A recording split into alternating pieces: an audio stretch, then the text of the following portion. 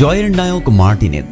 দর্শক, ফাইনাল ম্যাচে মার্টিনেজ গুরুত্বপূর্ণ ভূমিকা পালন করেন, কিন্তু তাকে এই অবস্থানে আসতে তাকে যে কত কিছু পার করতে হয়েছে তা শুনলে আপনার চোখে পানি চলে আসবে। চলুন দর্শক, এমিলিয়ানো মার্টিনেজের সংগ্রামী জীবনের গল্পটি শুনে নেওয়া যাক। মার্টিনেজকে ক্লাবের ভবিষ্যৎ বলেই মনে করতেন ওয়েঙ্গার। ধৈর্য ধরে সুযোগের অপেক্ষায় থাকার জন্য উপদেশ দিতেন। গুরুর কথাও রেখেছিলেন মার্টিনেজ। 2 বছর পর মূল দলে অভিষেক হলেও কখনো জায়গা পাকা করতে পারেনি। পরের 8 বছরে আর্সেনাল তাকে 6টি ক্লাবে ধারে পাঠিয়েছে। অবশেষে গত বছর স্থায়ীভাবে যোগ দেন অ্যাস্টন ভিলায়। অথচ এই আর্সেনালে যোগ দেওয়ার জন্যই মার্টিনেজ উপেক্ষা করেছিলেন মায়ের কান্না, চোখের জল।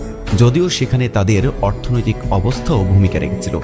অভাব অনটনের সংসারে তার বাবাকে প্রতিদিনের খাবার জোগাতেই হিমশিম খেতে হতো। পরিবারের অবস্থা এতই খারাপ ছিল যে ছেলেকে গ্লাভস কিনে দেওয়ার সামর্থ্য ছিল না। তাই আবেগ ঝেড়ে ফেলে তাকে নিতে হয়েছিল কঠিন সিদ্ধান্ত। গার্ডিয়ানকে দেওয়া এক সাক্ষাৎকারে জীবনের সেই সময়ের কথা জানিয়েছিলেন এই গোলরক্ষক। মার্টিনেজ বলেন, আর্থিক দিক থেকে আমার পরিবারকে অনেক কষ্ট করতে হয়েছে।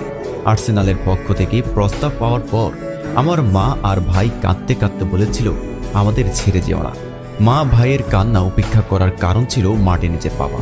তিনি বলেন, আমি মাঝরাতে বাবাকেও কাঁদতে দেখেছি, তবে সেটা অন্য কারণ তিনি টাকা পরিশোধ করতে পারছিলেন না। অভাবের সংসারে তাই আমাকে সাহসী হতে হয়েছিল। ফলে আর্সেনালের প্রস্তাবে সম্মত হই।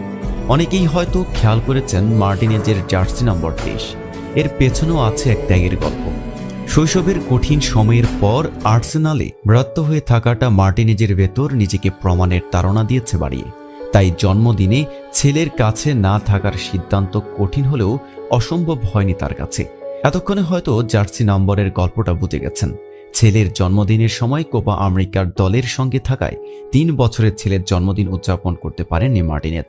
কিন্তু প্রিয় সন্তানকে তিনি ধারণ করেছেন ভিন্নভাবে, জার্সি নম্বরের মাধ্যমেই।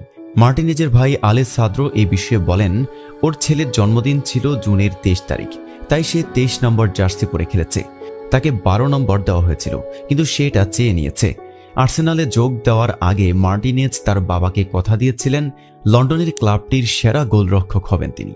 অবশ্য সেটা শেষ পর্যন্ত হয়নি, তবে জীবন তাকে সুযোগ করে দিয়েছে অন্যভাবে।